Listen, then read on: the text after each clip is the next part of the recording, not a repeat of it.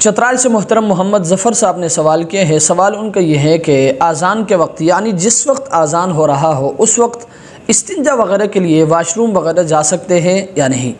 تو یاد رکھیں مسئلہ یہ ہے کہ اذان کے وقت یعنی جس وقت اذان ہو رہا ہو اس وقت استنجا وغیرہ کے لیے واش روم وغیرہ جا سکتے ہیں، بالخصوص جب تقاضا شدید ہو۔